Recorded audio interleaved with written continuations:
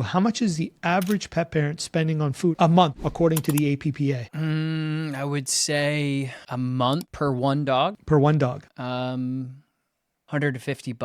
$22 Per month. per month is the Wow. average U.S. statistic of how much a U.S. citizen is spending on pet food. So one doesn't have to feel bad when they can't afford to feed raw, because imagine if you're going to try to educate people on feeding nutrition and you want to try to inspire as many people as possible, and you know that you have a $22 budget, it becomes difficult, right? So this is where you got to be very creative in terms of how do I feed my dog? We know that when you feed kibble, dry kibble, it has to go through what's called an extruder. According to Harvard University, any foods that go through an extrusion where you break the food matrix of the food and you get it into a shape that you desire because it's got to go through a dye is considered ultra processed. So when it's ultra processed, you can't really have a whole bunch of microbial activity like good bacteria in that bag, because you're going to get a party that's going on in there that you're not going to like. So that food usually has to be sterile. Okay, so now you have an ultra processed food bag that's shelf stable with additives that's normally stable that can stay on a shelf. How do you improve that? Step one would be your refrigerator, obviously. We know that with multiple published studies, adding anything minimally processed, meaning something from your refrigerator, or maybe your friend comes to your house and you lend them a patty of raw, which is 8 ounces. Every tablespoon, according to Finnish scientist Dr. Anna Helm Bjorgman and her team, that you add of something minimally processed, the things that we discussed before, into a bowl of ultra processed, you can reduce disease markers, homocysteine and methionine, inflammatory markers, by up to 20%. Every tablespoon.